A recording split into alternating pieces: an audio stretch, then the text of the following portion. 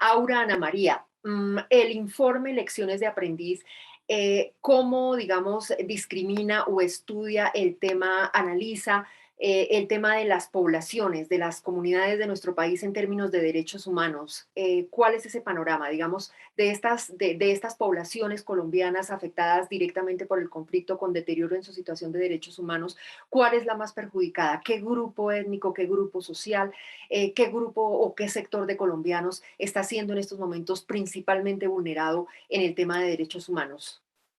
Bueno, lo primero es aclarar que el informe tiene una mirada integral de derechos humanos. Luego habla, por supuesto, del conflicto de los derechos civiles y políticos, pero también de los derechos económicos, sociales, culturales y ambientales. Y en esa medida, pues las poblaciones también se afectan de manera distinta. Entonces, en cada capítulo muestra referencias que son diversas justamente de lo que hemos vivido en este último año en Colombia. Entonces, una primera parte muestra cómo algunas zonas de Colombia, especialmente rurales, se han visto afectados por esa reorganización de los actores armados ilegales, pero también estatales en los territorios. Y hay varios ejemplos de esos específicamente, por ejemplo, la comunidad del Cauca, y tiene un artículo que hace una relación especial a lo vivido allá. O frente a cómo fueron afectadas especialmente las ciudades, porque históricamente un conflicto mucho más centrado en el campo, pero este estallido social lo que hace es visibilizar una serie de vulneraciones de derechos humanos en las ciudades, pero además en el marco también de la protesta social, y el informe hace claramente una referencia a eso. Cuando hablamos de poblaciones, tenemos una mirada con un énfasis, y es especialmente las mujeres y los jóvenes se han visto afectados por las condiciones de desigualdad y pobreza. Cuando vemos un poco qué pasó con la pandemia y las mujeres, lo que encontramos es, por una parte, como ha sucedido en el resto del mundo, pero que se agudiza más cuando hay un Estado que no ayuda, no contribuye y sobre todo no garantiza los derechos de las mujeres. Entonces ha habido una concentración del trabajo no remunerado, del trabajo doméstico o del cuidado hacia las mujeres, y eso ha supuesto muchas cosas. Cuando vemos quiénes son la mayoría de población ocupada, mientras hay una tasa de hombres ocupados alrededor del 40, incluso en algunas regiones llega al 50, las mujeres no pagan el 38 como un promedio nacional. Es decir, las mujeres mayoritariamente no están ocupadas, las mujeres mayoritariamente no están trabajando comparativamente con los hombres. Nos hemos rezagado a estar en la casa, a estar en el cuidado, pero además la violencia intrafamiliar es mayoritariamente hacia las mujeres, y el informe contempla, por ejemplo, un artículo que hace una detallada presentación de la situación de las mujeres. Pero también cuando vemos un poco cómo ha sido este gobierno con algunas poblaciones con orientaciones sexuales diversas. Entonces, vemos cómo ha habido un desmantelamiento en general institucional de esa mirada integral de género y de orientaciones sexuales, que incluso niega derechos de poblaciones LGBTIQ+, y que eso se ve claramente reflejado desde decisiones institucionales, políticas públicas, e incluso el mismo funcionamiento del Estado, y que también se evidencia en el informe en varios artículos. Lo otro tiene que ver con los jóvenes que mencionaba antes, y también tenemos un artículo que desarrolla y muestra cómo 21 millones de colombianos y colombianas están entre los 14 y los 26 años. Y cuando vemos cuál es la tasa mayor de desempleo, justamente está en ese mismo rango. Cuando vemos y contrastamos con quiénes son los que han salido mayoritariamente a protestar, pues justamente son esos jóvenes que en Colombia se llaman los ninis, que ni trabajan ni estudian, que no tienen unas condiciones para poder, incluso algunos, terminar su bachillerato y mucho menos pasar a la universidad. Pero incluso los que logran llegar a la universidad en este momento no tienen acceso en general a trabajo, y eso es parte de lo que cocinó por alguna manera esta crisis social que se agudizó y que se vio reflejada en el estallido social. Y por último, ya a Anita complementar, así se me pasa a algo, pues tiene que ver también con la crisis de la población migrante en Colombia, que la hemos dejado un poco de lado y que este informe retoma nuevamente. Lo hacemos con un énfasis en venezolanos y venezolanas, pero realmente va mucho más allá, y que también se está viendo en los territorios. Si bien Duque ha tomado medidas afirmativas, podríamos decir, no hay una mirada integral de lo que supone ser ciudadano con plena garantía de los derechos en Colombia. Ana María. Y yo agregaría dos cositas solamente. Frente a los jóvenes, digamos, parece obvio, pero creo que es importante decirlo, además de todas las vulneraciones a derechos que ya señaló Aura, evidentemente en el último año fueron los principales objetivos de la violencia policial y de los abusos en materia de uso de la fuerza por parte de la policía en el marco de las protestas, ¿no? Son, digamos, el 90% más de los que fueron heridos, lastimados, desaparecidos, incluso asesinados, son personas jóvenes que se encuentran en este rango de edad. Y por otro lado, mencionaría también a la población campesina, que ha sufrido en este año todo el tema del recrudecimiento de la violencia, del regreso de los actores armados a los territorios, Dramático. que están enfrentando además, digamos, la dificultad que se ha generado a raíz del debilitamiento que ha habido en toda la política de restitución de tierras por este gobierno, después de que veníamos con mucho impulso en rescatar las tierras que por la fuerza les fueron privadas a los campesinos. Ahora hemos llegado a una época en la que la unidad de restitución de tierras no está actuando con la fortaleza con la que se esperaría, no hay la diligencia y los avances que se esperan y no se están devolviendo las tierras a los campesinos con la velocidad y la efectividad que se esperaría. ¿Qué violaciones destacan ustedes? ¿Qué dice el informe? ¿Qué dice Colombia y la situación de derechos humanos en este tema, por favor? Invitamos al público en general a que venga. Bueno, ahí yo estaba aquí justamente viendo un poco una síntesis de cifras que realmente son muy crudas. ¿Qué vemos? En los 7 primeros meses del 2021 se perpetraron 60 masacres en las que fueron asesinadas 221 personas. Eso realmente es alarmante. Ha habido un incremento del desplazamiento forzado en Colombia de 193% entre enero y junio del 2021, que esto supone con relación a lo que fue el año pasado, casi 45.000 personas en este mismo lapso y tendría que ser parte de las preocupaciones más altas, pero en el marco de la protesta podemos tener 159 personas fallecidas en este marco, 90 casos de lesiones justamente de estas personas en el marco de la protesta, 3.365 personas detenidas de manera arbitraria, siendo sometidas algunas de ellas a torturas, tratos crueles y degradantes durante el traslado, la detención, y eso realmente es preocupante. De las cifras, 48 personas fueron asesinadas al parecer por armas de fuego por parte de la fuerza pública, 115 heridas por arma de fuego también presuntamente por la fuerza pública. Y bueno, estas cifras son parte como de las que presentamos en el informe, pero que podemos seguir mostrando. Por ejemplo, una mujer fue víctima de violencia intrafamiliar cada 11 minutos. Oh, en el último Esas año. son condiciones que tendríamos que responder. Sí, señora. En el último Es año. un resumen así como de cifras, pero Sí, yo podríamos seguir, seguiría, digamos, porque por la línea de principales ahora en el realmente hay sentido de decir, una cantidad. además de estas cifras contundentes que ella muestra, hay violaciones que habían bajado en alguna medida en el último tiempo o que simplemente se han disparado en el último año, como son la violencia intrafamiliar, por ejemplo, la violencia cometida en las mismas casas donde ni las mujeres, ni las niñas, ni los niños están a salvo. Temas como el desplazamiento forzado, que ya mencionamos que se incrementó en un 193%. La violencia sexual también en el contexto del conflicto armado por diversos actores armados, el reclutamiento de niñas, niños y jóvenes ha empezado a aumentar otra vez por parte de todos los actores en el último tiempo y muchas de las violaciones a derechos económicos, sociales y culturales que Aura señalaba hace un momento. El hambre se disparó en Colombia en el último año y medio, los problemas de educación, dificultades, para el acceso a la educación, derivados muchos de la falta de conectividad en el país, la evidencia de la dificultad en materia de salud, son simplemente ejemplos de muchas otras violaciones que el informe recoge de manera, digamos, muy completa, por lo que los invitamos y les invitamos a leer. Para las dos, por favor, ahora quisiéramos conocer actores. ¿Quiénes son los sectores o los actores que en Colombia violan los derechos humanos de los ciudadanos? ¿Qué dice el estudio? ¿Qué han investigado? ¿Qué se sabe sobre el tema? Bueno, una cosa importante del informe es que justamente es el balance de la gestión del gobierno nacional en cabeza del presidente Iván Duque Márquez, y en ese sentido el informe tiene, por supuesto, un balance de lo que es su gestión, ¿no?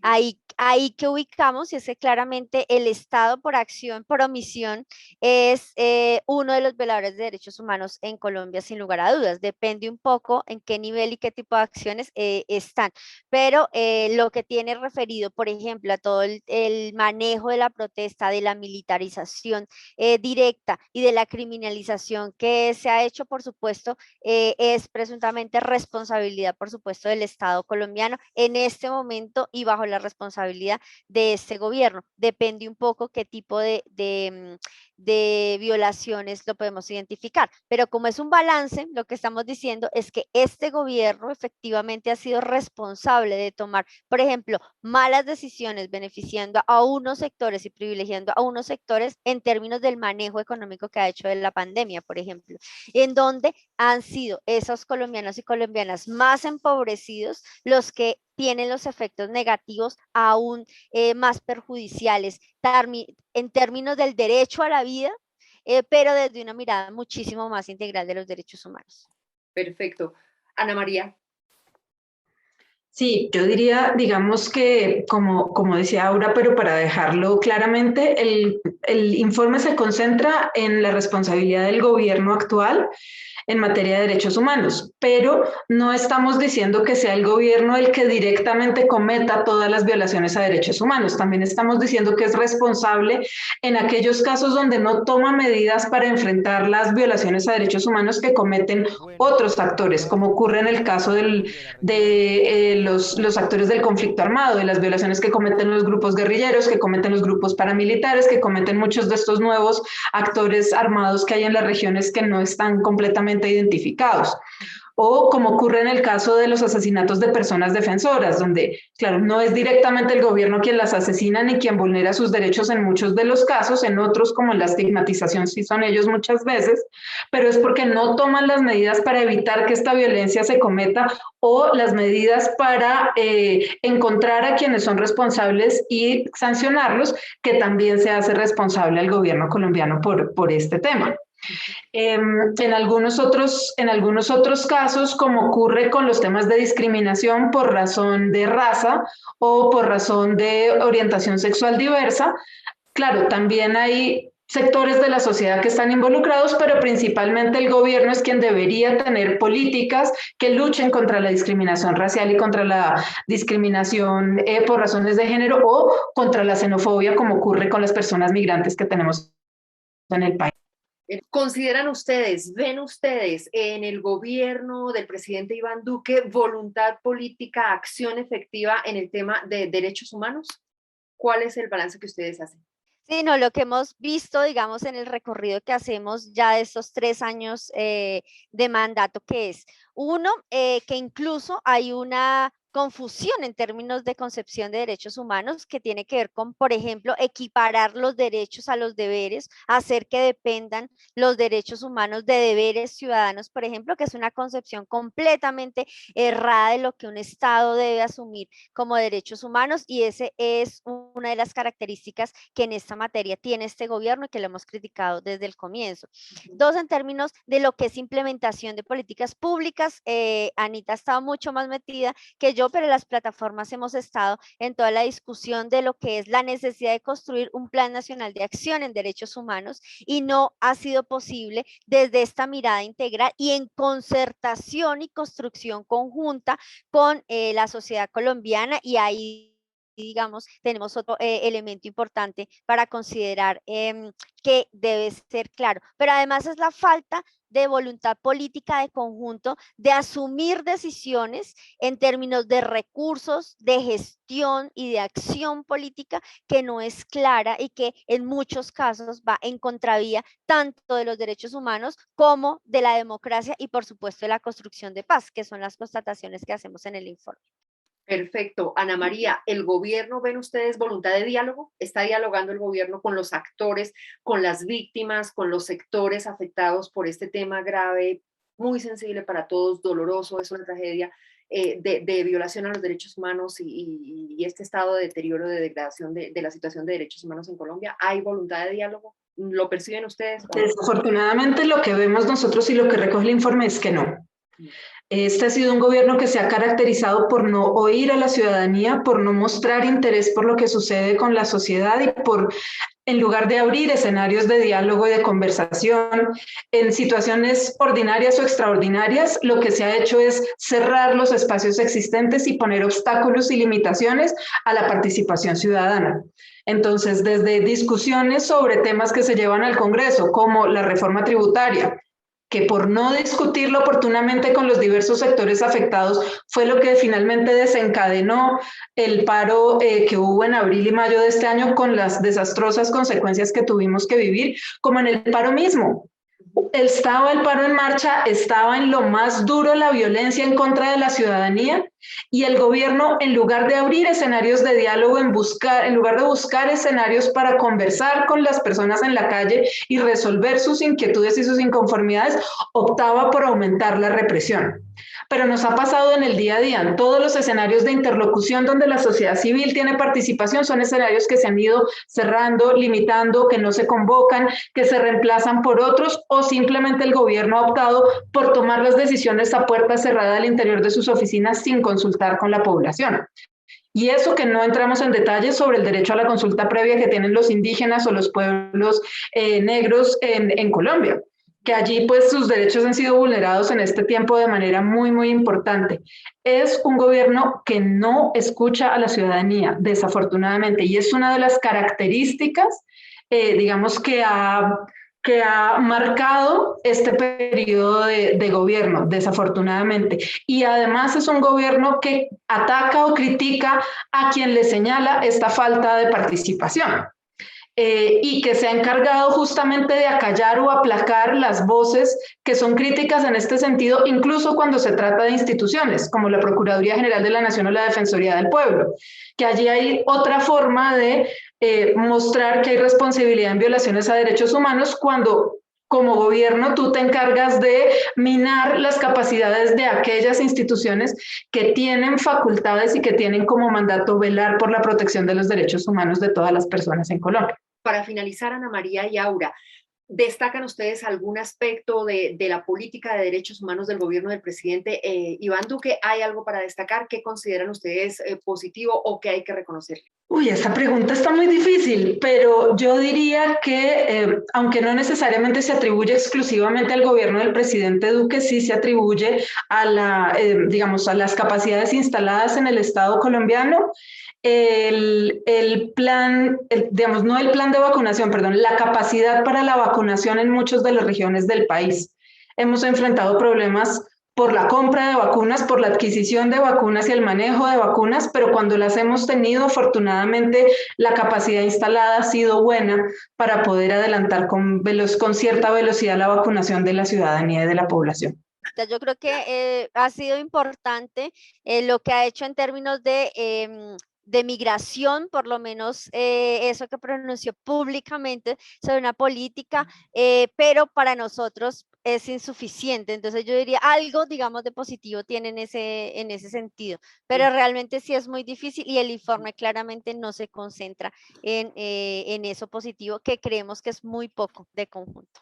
Perfecto, pues este es el panorama de derechos humanos en Colombia. Este es el balance que hacen más de 500 organizaciones sociales de nuestro país sobre el balance en tema de derechos humanos del gobierno del presidente Iván Duque en su tercer año de gobierno. Agradecemos muchísimo a Aura Rodríguez, ella es representante de la Plataforma Colombiana de Derechos Humanos de Democracia y Desarrollo, y Ana María Rodríguez, subdirectora de la Comisión Colombiana de Juristas, por este tiempo con nosotros. Un informe de primer nivel que él le está dando ya la vuelta al mundo y que pues lamentablemente ratifica la delicada situación de derechos humanos en Colombia. En esta entrevista y por supuesto el informe contiene recomendaciones muy valiosas de la sociedad civil que sería muy interesante que escuchara atentamente y atendiera, por supuesto, el gobierno colombiano, el gobierno del presidente Iván Duque, para de alguna manera mitigar el drama y la situación crítica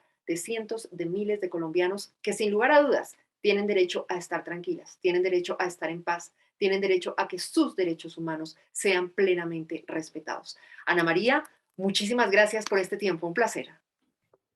Muchas gracias a ti, Narda, y a la invitación que nos han hecho el día de hoy. Muchas gracias. Aura, para nosotros también es un placer hablar contigo. Felicitaciones, nuestro reconocimiento y admiración por este trabajo grandioso, importante y trascendente. Gracias a ustedes, por supuesto, por la labor y el apoyo de difusión, porque es importante que este tipo de informes se conozcan en toda Colombia y ojalá en el mundo. A ustedes muchísimas gracias por su audiencia y hasta una próxima oportunidad. Felices días para todos. Hasta pronto. Chao.